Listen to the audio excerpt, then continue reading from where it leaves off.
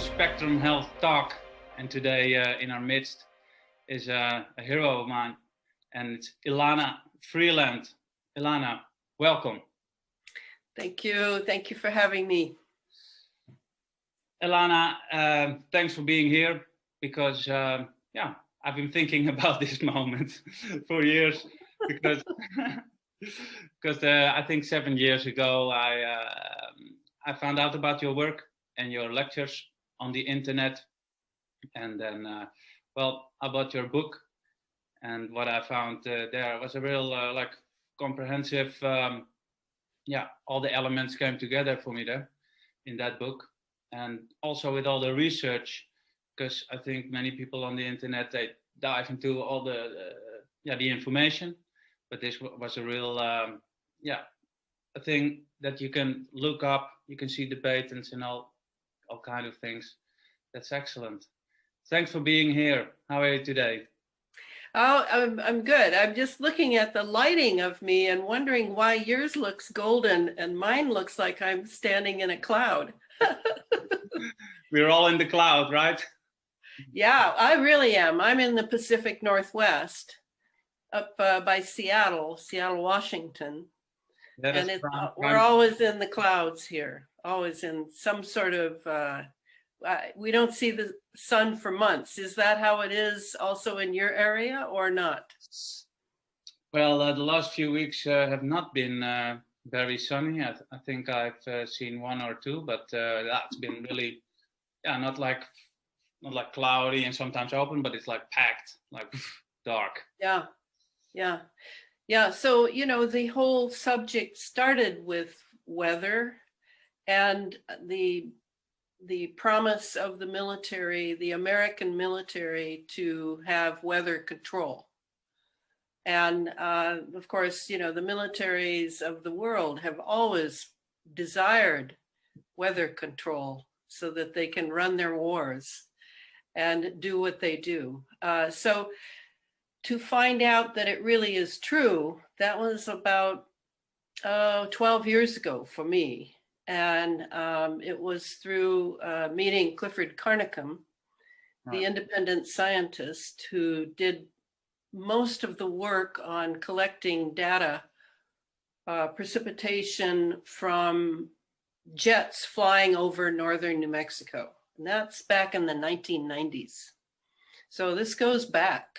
And he was pretty much the Lone Ranger in those days. And then I chanced to meet him, chance, destiny, chance, fate, whatever it is. I have been a writer for years, and I was in the Rudolf Steiner education series of schools. That was another period of my life. And now it's been about 12, 13 years I've been involved in looking into a national security issue referred to in public media as geoengineering. A very nice, handy title, given that they had the 2015 climate conference and decided that our biggest problems are climate change, global warming. And as I made my way through one layer after another of disinformation and obscurity, which always surrounds national security issues in America, I was pretty much an old hand by then. What I mean by that is I'd been digging into MK Ultra and various Cold War technologies for many years, and I already knew how to read between the lines, under the disinformation, put clues together of various symbols and numbers that they use in public media.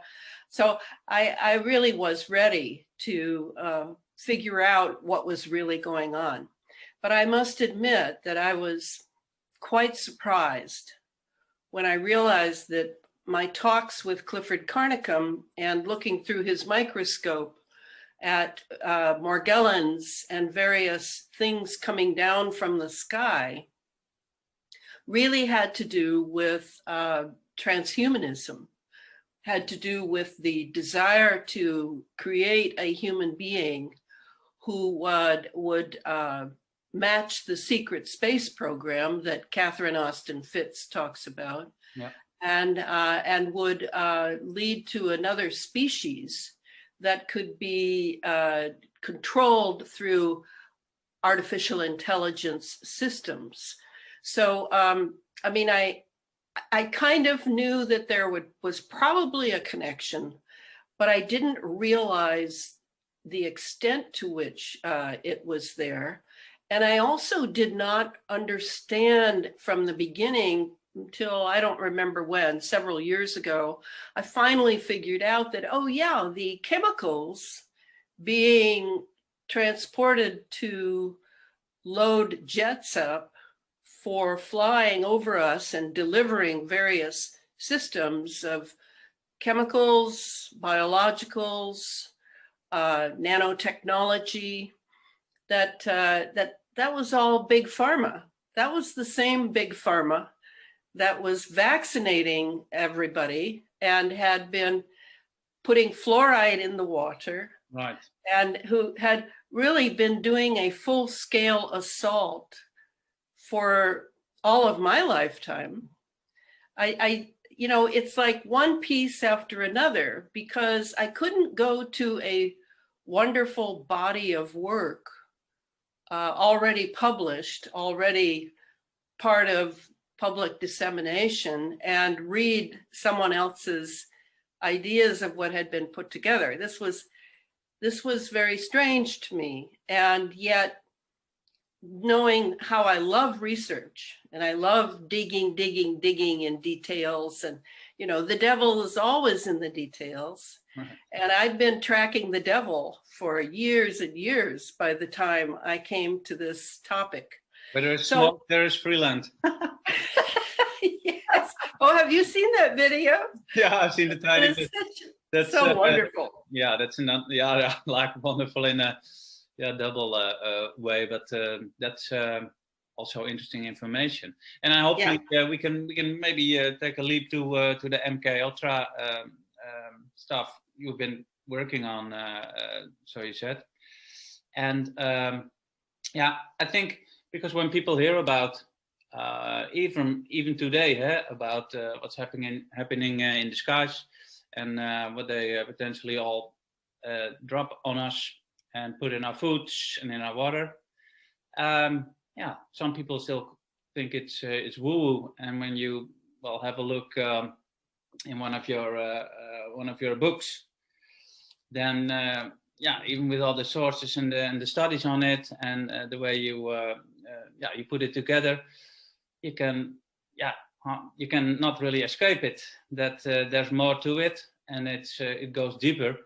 And how can we touch on those people that are not familiar with all these subjects, and where can they start, so to speak? And I think that I think one of the problems is that the media, which we are so media saturated today. I mean, most people learn about so-called life from the media.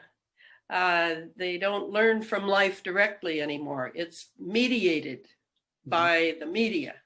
And the media is generally corporate and has a profit margin, and sways people this way and that, is very political, and used by very wealthy people. And so when people go to school too, it's as though it's built in a sense of endemic to society, Western society anyway, that they are taught that everything is sort of separate.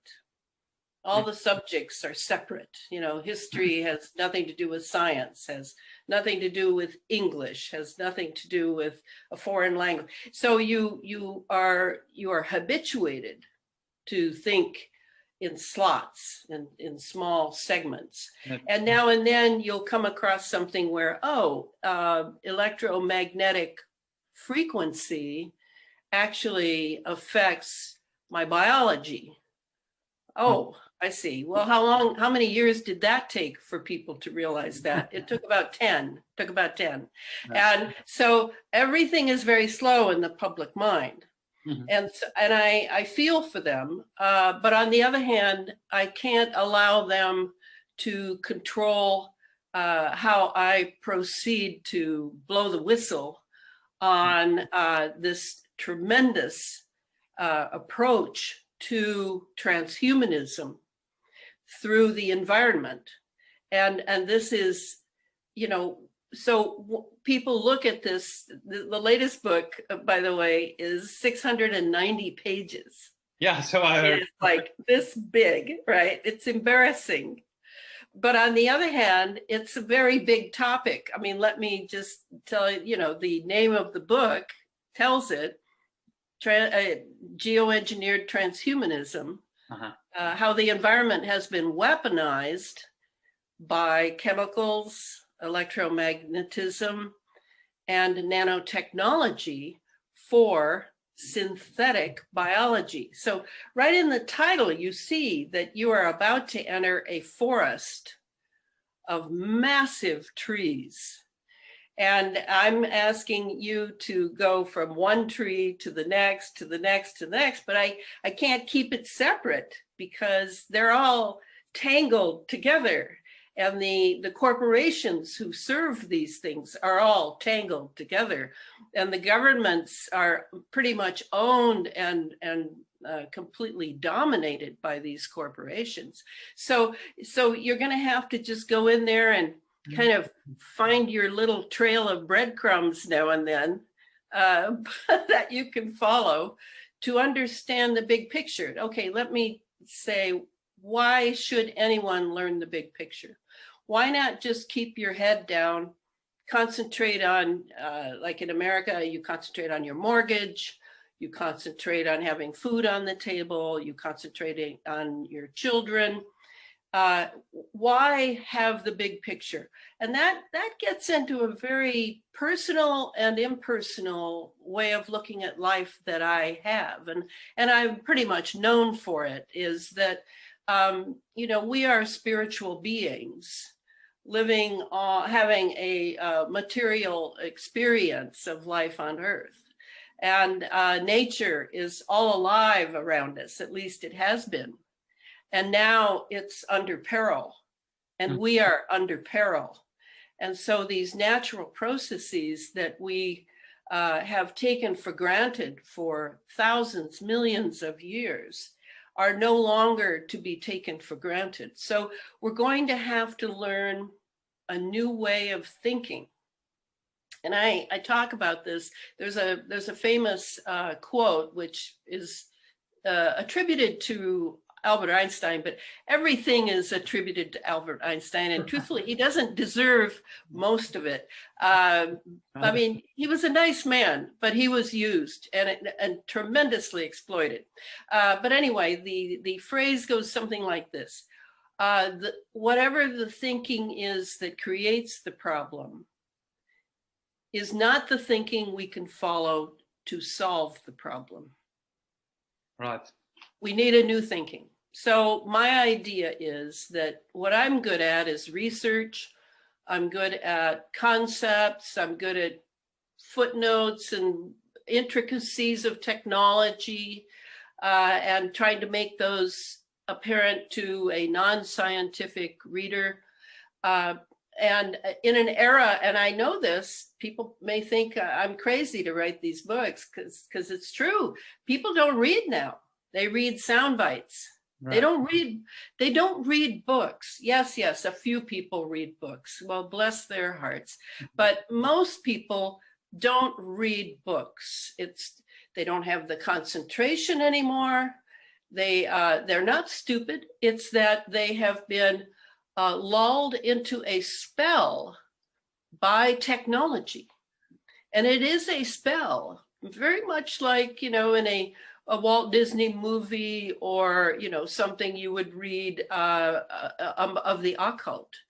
It is very comprehensive, this spell, And to break that spell, it leads to the first point I always make when people want to know, well, Elana, what can we do about this? We're completely ensnared in this technological era. Well, the first thing is to examine our relationship with our technology, the technology that we have all around us, and minimize it, literally minimize it, not maximize it, minimize it, so that you are still living a human life, and you're not allowing your technology to tell you what a human life is.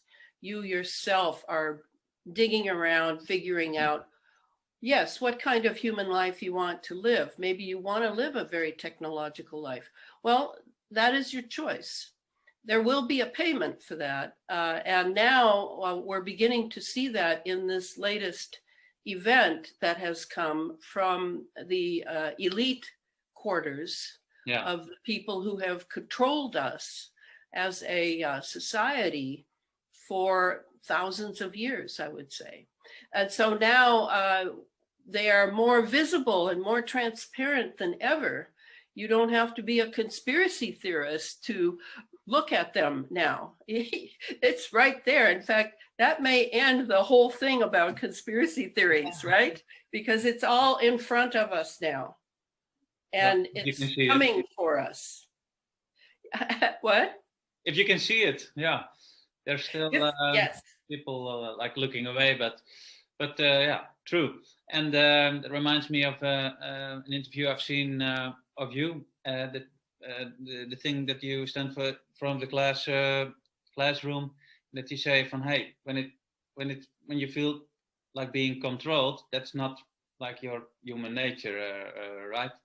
So I did a digital detox lately. I even found out that I was reaching for that telephone, and so I think we all suffer a little bit from that technology. But well, it's very addictive. It's very addictive, and there's a reason for that. I'm not saying that it's psychological. No, the addiction of electromagnetic technology is actually right in our bodies, and that's where you get into this nanotechnology that we breathe from what the jets are dropping. There, not only is the fuel itself completely loaded with nanoparticles, and we're talking aluminum, barium, strontium, chromium, all of that has to do with keeping the atmosphere conductive, right, for all the wireless operations that the military industrial intelligence complex requires and wants.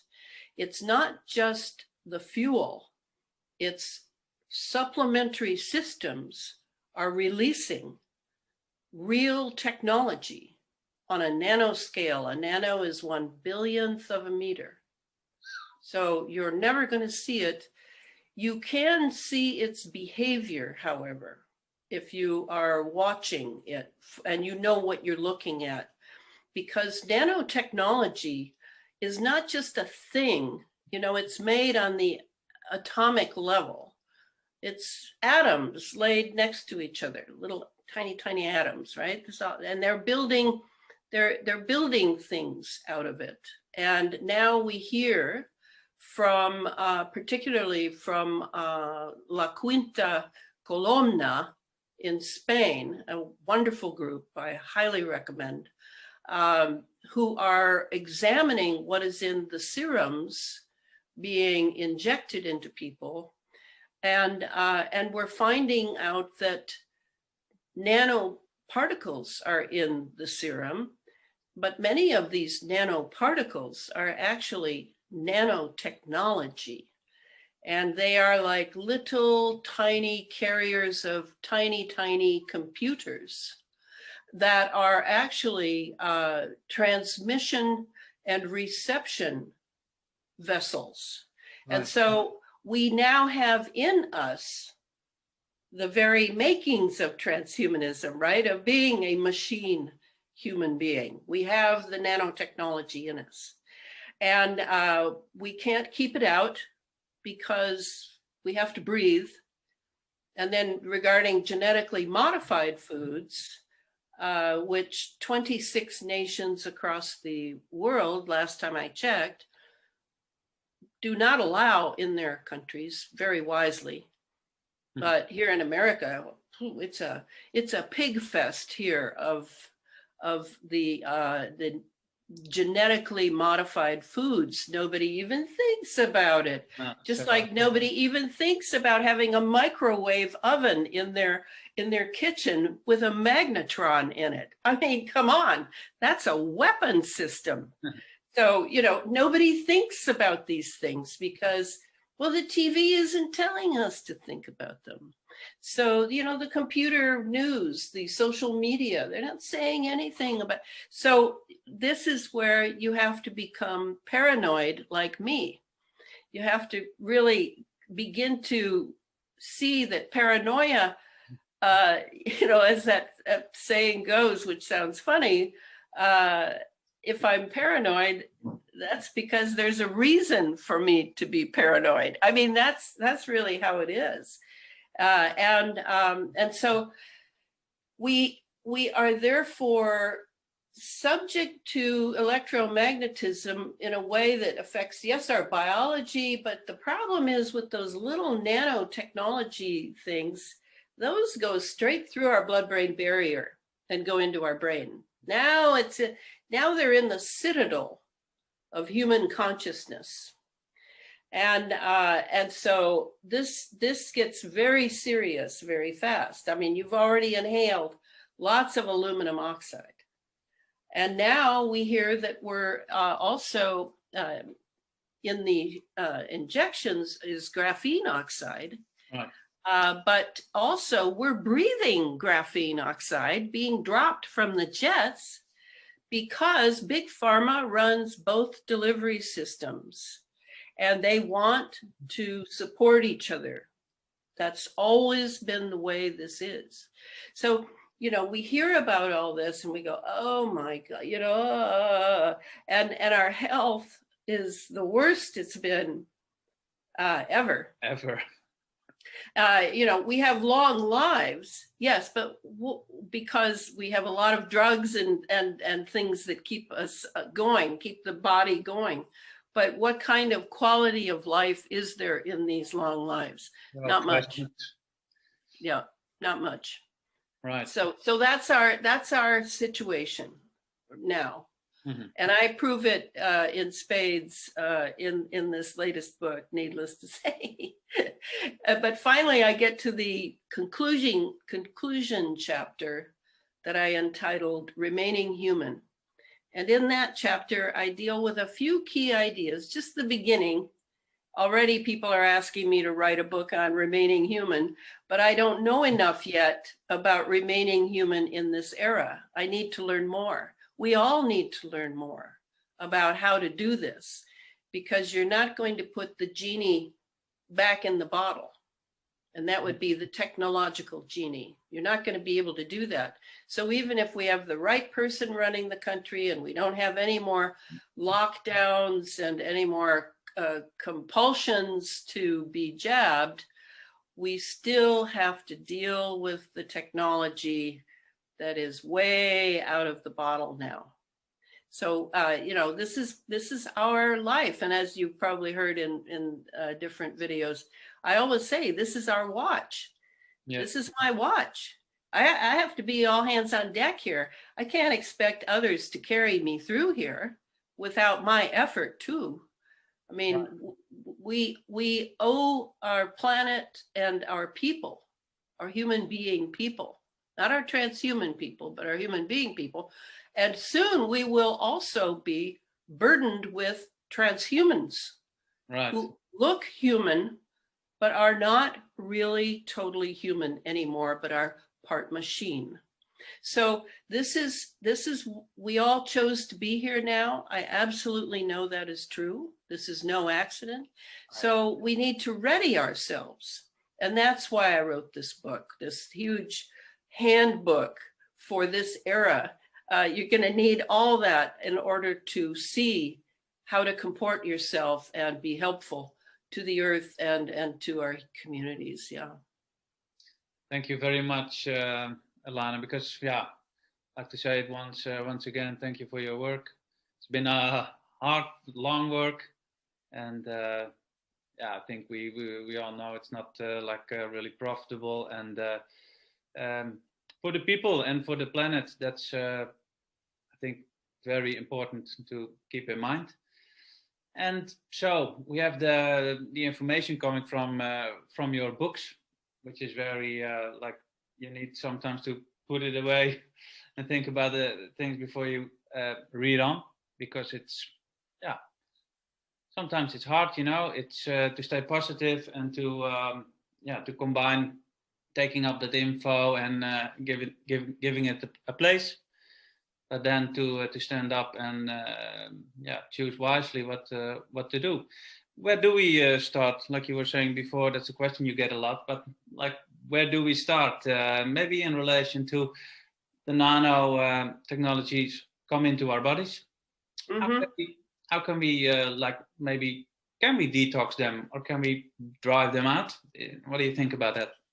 Well, that's a really fascinating subject, because the nanotechnology revolution really only happened in the 90s, the 1990s. That's how new it is. And the founding of it was, of course, the military latched onto it, I'm sure, right away. But we are not prepared by our leaders, and we can't look to them. We can't look to our leaders. We can't look to our experts at clinics, hospitals, with lots of degrees on their wall.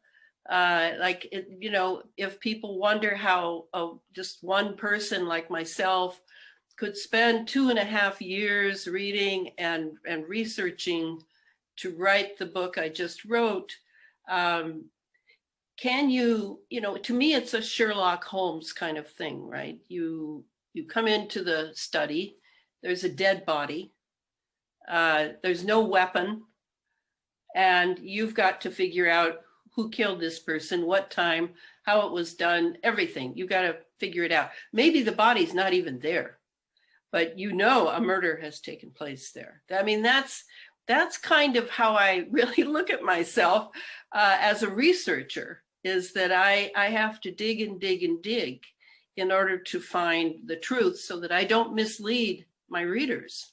I mean, the last thing I want to do, and see, I'm very fortunate. I have no career to protect. I have no bank account that is expecting to be a New York Times magazine bestseller with lots of money pouring in. No, I'm not burdened by these expectations. My expectation is completely one of conscience.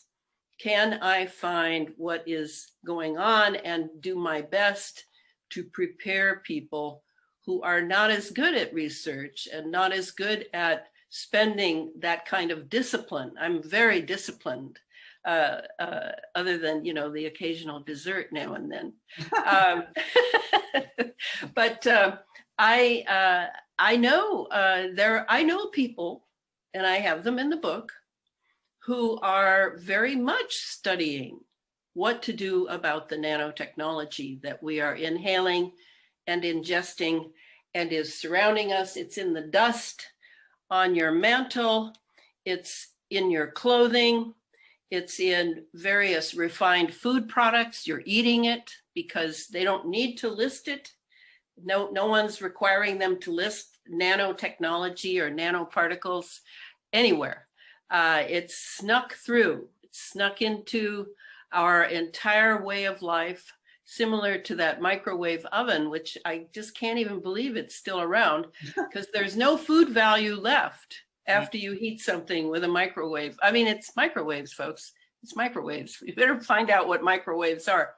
So the people that I showcase are very few, but there are many more people who are having symptoms of their immune system breaking down, what we call autoimmune conditions, like chronic fatigue syndrome, etc. There are so many now, I'm not even going to make a list. And these people, along with the people with Morgellons, which also is nanotechnology, it's just that we didn't have the term really ready for this when Morgellons started appearing as falling from the sky and being delivered by the jets back in the 90s. So the person I always put forward, I had a long time before I could pronounce his name on radio shows. His name is Tony Pantalaresco. Yeah, I struggle with it too. I struggle with it. Yeah, a very wonderful Italian name. Wow. And Tony is a Canadian. He lives up in Ottawa, Ontario. And he has been experimenting. He's very hands-on. He had Morgellons pretty badly, so he had to start with himself. And that's always a wonderful way to start, is you've got your own experimental little lab rat right here, your little test tube right here. And that is how we need to look at it, because as you know, if you go to a doctor with symptoms of Morgellons, the CDC has only, the Center for Disease Control in the US, has only recently admitted that Morgellons even exists. And this is how many years after it's been around? Almost an entire generation. Nice. But then they keep it sort of tucked in too by saying it's a skin disease. It's a skin ailment. Well, no, it's not a skin ailment. You can read Clifford Carnicom's multitude of papers at his site, carnicominstitute.org, and you will see that it is really a blood condition. Now that is very interesting given what's going on now in the wake of these inoculations. Is what is under assault? Well, yes, the lungs, but really it's the blood and the circulatory system in general, the heart. So we see that, and we have to admit it, that the blood of the human being, not just the DNA of the human being, but both are under assault, very serious assault, not just from the jabs, but from up there as well. So Tony Pantalaresco and I are in agreement about these things. And right. Tony has, I don't know how many hundreds, if not thousands of people who know about him, come to him. He listens to their symptomatology just like a real doctor would.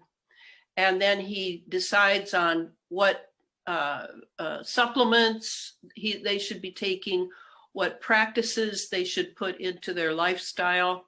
And I myself, I mainly do two of his practices.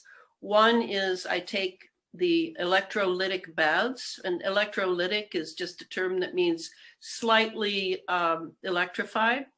And it's electrified chemically by baking powder, baking soda, Epsom salts, sea salt, and borax or boron. Is that the DMSO? Is that borax?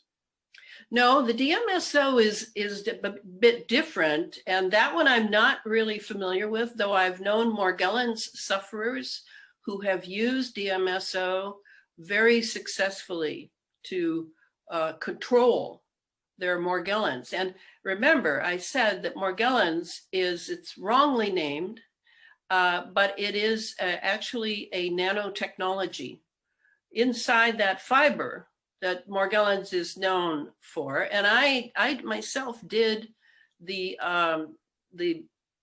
what would we used to call it, the red wine test. Right. long ago with Clifford, I did that. I cleaned my teeth, cleaned my mouth, and then took a swig of wine and sloshed it around in my mouth for 5 minutes. Then spit it into an absolutely clean jar or petri dish, whatever. And then watched it as everything settled and looked for the fibrous entities that would be moving. They definitely move. They're alive. Are they entirely organic? No, they're not. That's why Clifford came up with the wonderful term when he was finally able to get inside that polymer sheath of the real Morgellons. That sheath is just the fiber that you see, the filament, right. But inside are organs that are really of what he calls the cross-domain bacteria. You'll find that it's entirely genetically engineered, is what I'm saying. So that was really our first hit, was the fibers coming down and going into us. Why didn't we all break out with our skin? Well, some of us are able to manage the Morgellons fibers more than some other people whose skin immediately seems to have been attempting to come to the rescue to get this stuff out. And what you would see if you look carefully at these lesions and the material coming out of the middle of a sort of crater, you see wires. I mean, they look like wires. They're not wires like you would have for your telephone, like aluminum wires or something, but they are wires, and they are partially organic and partially inorganic. And they're color coded, because each fragment, each wire has a different purpose. It's all engineered. And you put it near your iPhone or your toaster oven, and the little wires would just go crazy because it's electromagnetic. These are electromagnetic entities. So now you see why, okay, we have it in us already by this stealth move. Stealth is a great English word. By this stealth move to get it into us by dropping it from the sky so that we would breathe it in. And yet, you know, some people die from Morgellons. It's not a little thing. They die. And they're very ill for long periods, years.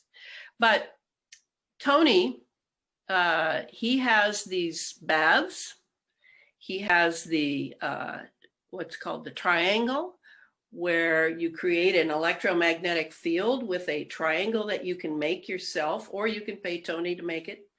And you take that triangle and you go into that electrolytic bath, and you put it over certain areas that you may be having trouble with. And right away, the electromagnetic field intensifies the activity, and the nanotechnology is literally driven out of the body, driven out. You can also do the foot baths, the ionized foot baths. Tony has directions for that. You can make your own foot bath if you don't want to spend $130 or whatever it is to buy one. So all that's really important. And then he has the supplements that back it up. Other people, there are other people doing it. A lot of Morgellons people on Facebook. If you do Facebook, which I unfortunately have to, I have one site left. They've taken down 2 of my sites. Then you can go to Morgellons sites and hear from people who are dealing with this on a daily level. And meanwhile, remember that as you do the baths, or you do the foot baths, or whatever you decide, the really first step is take a look at your electromagnetics around you and minimize it. Right. So for example, your bed, I always bring this up. People don't even think of it. Yes. Does it have metal in it? If it has metal in it, just think antennas. Yes. Just think any of those waves going through your apartment or your house can use that as a means to get to your body during your sleep. And the one thing you need to protect beyond Anything else is your sleep. You must protect your sleep. So do you have the television in the bedroom for a nice little movie before bed? Bad idea. Very bad idea. You say you can just unplug it, Elana, and no, it will still be on. I'm telling you, the technology in the television is highly sophisticated and is basically a 24/7 microphone and a 24/7 camera system. You can unplug it till the cows come home, as we say in America, and that won't do a thing for you. It's on. Same thing with your iPhone. It's on, whether you turn it off or not. Why do you think they made it so that you couldn't take the battery out? Did you think that was just to save a little money? Oh no, that was so that you wouldn't take the battery out, which they will use when you've got the phone off. You've got it in airport mode or airplane mode. Doesn't matter. Doesn't matter. It's a weapon system. I don't own one. I have a nice landline. You want to leave me a message and you have my phone number? Leave me a message and I'll get back to you. But do you need to know where I am and give me traffic information when I'm in the car or something? Well, forget it. I retain my privacy. It's not that I think I'm fooling Big Brother. I don't think that. They can find me anytime. I know that. No, it's that I need to not be around electromagnetics as much as possible. The car you own, you want that brand new, beautiful car. How many computer systems are in that car? How many computer systems are going to be running through your body while you're driving that car or you're a passenger in that car? You want an older car, and pretty soon it'll be impossible to do this, but my best guess is before 2005, because they computerized all cars and all systems in cars right around then. So I have a 2001 Honda four-wheel drive, and I love this car, and I take really good care of it, because when I pull up to traffic lights that have some sort of sensor in it that, oh, she's here, her computers are here. No, it doesn't even notice me. And that's how I know I'm safe. You see what I mean? This is how I'm thinking. Yeah. You can think the same way. At one point, that's going to be suspicious, right? But yeah. Well, I may go through the light once I've decided it's safe. Another thing that you may not think of, the router. The router for your internet. Yes. You want to unplug it at night. And will that help you? It'll help a little. You can turn off your fuse box. You can turn everything off for the night. You don't need to have that electricity there, because the systems that are now used by the military industrial intelligence complex can even use our internet at night when we're not using it. They can go right into our computers. You know that. There is no privacy anymore in an absolute sense. But what you're doing now is, it's not about surveillance and privacy. It's much more about retaining your biological humanity. Yeah. So that you may have a chance of keeping your brain to yourself. Yeah, that's where we're at. That's where we're at. So Tony is one person. I could name others, but we are all experimenters now. Yeah. Nobody has all the answers, and every body is different. So you're going to have to pay attention to how your body responds to various things. I would eat less meat, especially if you're buying meat that is raised in these terrible lots of animals. I would start looking for quality animals if you're going to eat them. I don't eat meat very much at all, but it's not because of my religion. It's because of my health. Yeah. And the animal, keep in mind, if you're doing milk and cheese and dairy, which I also don't do, they are breathing in the same things you're breathing in. Eating the grass. And that is all getting, and that is all getting into their tissues, their milk, and they too are trying to get rid of that, the body, the immune system of their bodies. So you see how deep I'm thinking about things. I'm not just taking things on the surface anymore. I'm really looking a little deeper so that I can maintain the human health that I need in order to defend my humanity. Yeah, because it's coming from every direction, right?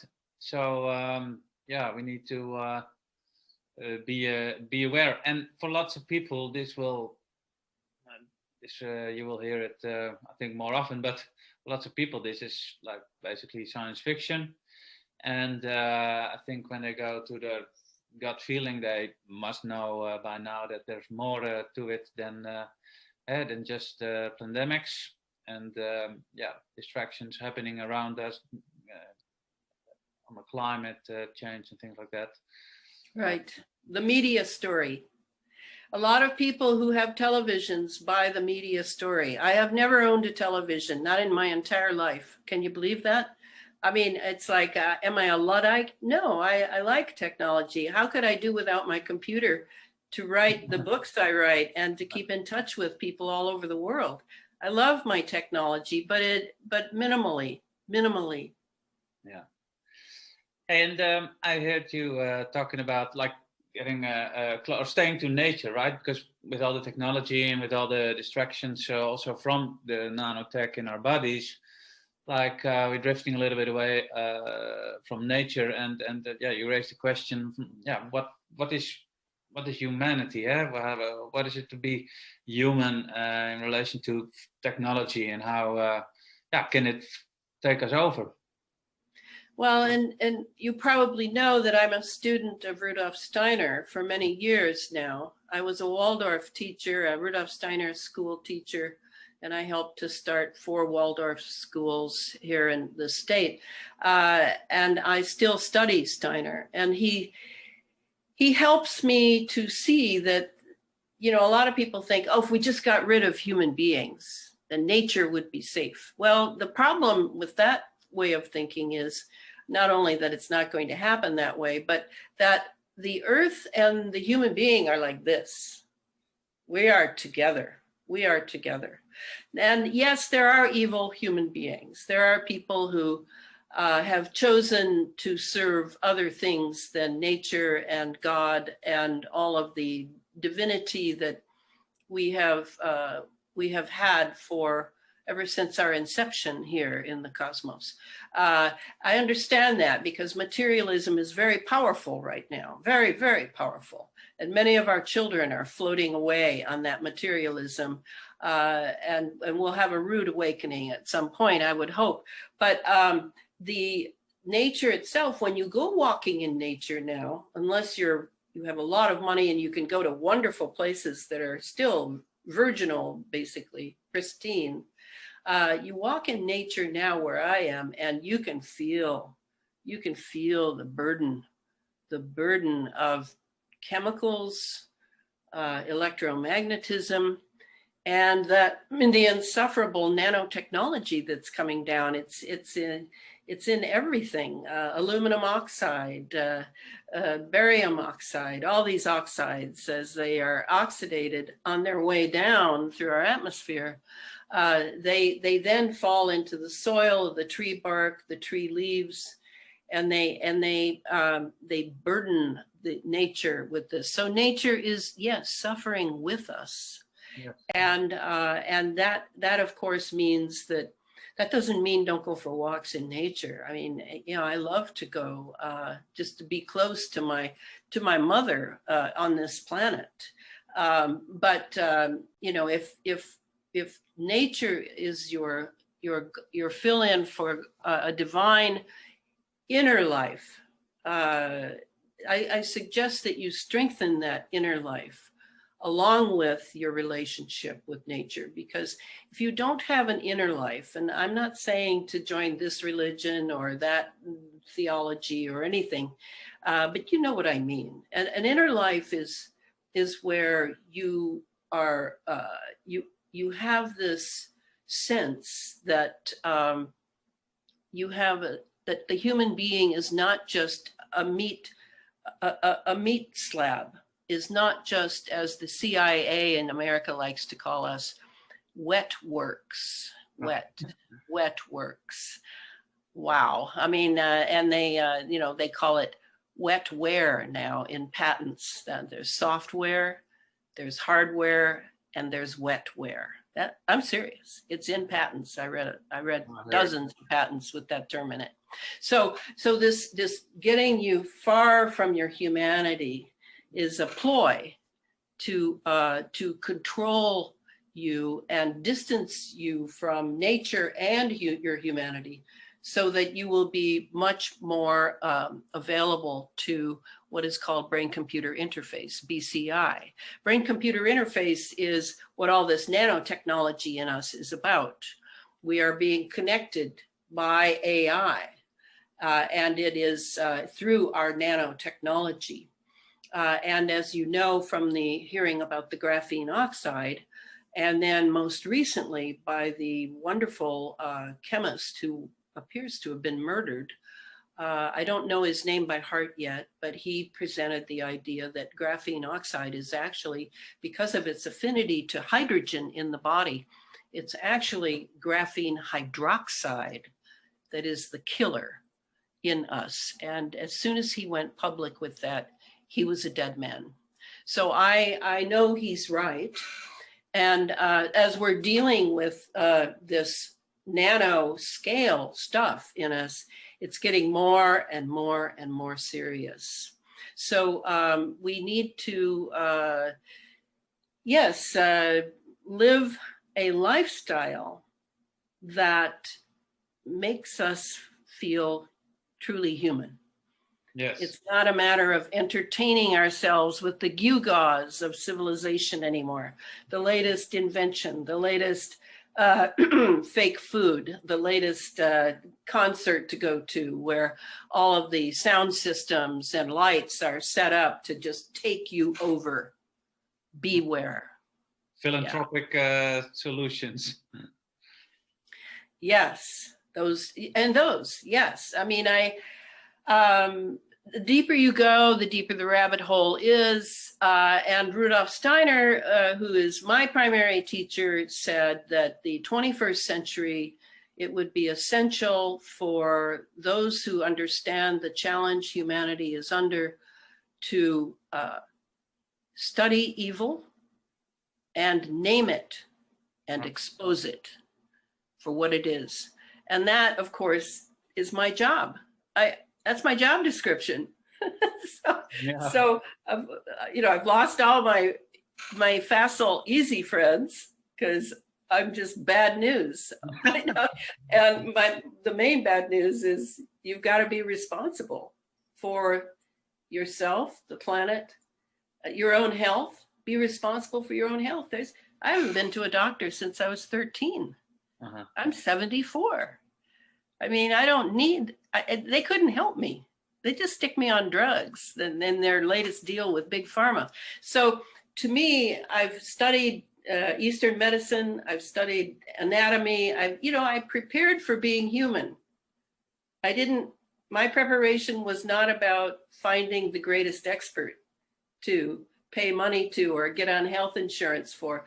No, my philosophy from the 60s, and I am a 60s person, I'm very proud to say that, my philosophy was get back to nature and take care of yourself, learn how to do that. And don't necessarily believe the experts because they're being programmed in universities. I have no idea who's programming them. And I may not want to dig too deep into them because it's very time consuming and energy consuming. So have courage and let's protect humanity for the future generations. This is a great and noble species, this human species. We've only begun to develop and evolve, and they want to turn us into machines. And by golly, not on my watch. Right. Well, that's very good to hear. Not on my watch, too, Elana. That's for sure.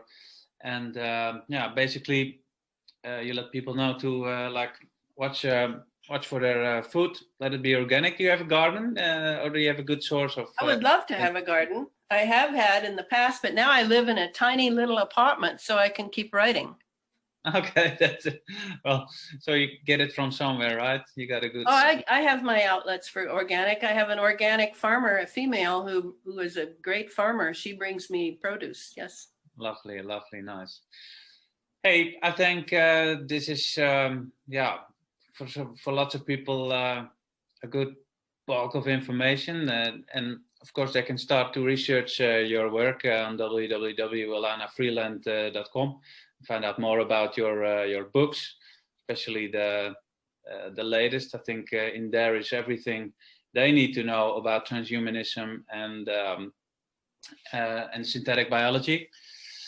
And for now, I'd like to thank you very much for your time and your research, and keep up the good work even after the last book you're writing. Maybe. Well, and I live in the belly of the beast, right? Yeah, I think you do. A very good place to live when you're exposing the beast. Yeah. All right, Elana. Again, thank you very much. Have a very nice day, because it's still morning, I think, on your end. Not quite, just barely afternoon. But thank you so much for having me, and blessings. Yeah. Okay. Lana, thank you very much. Bye-bye. See you next time. Bye.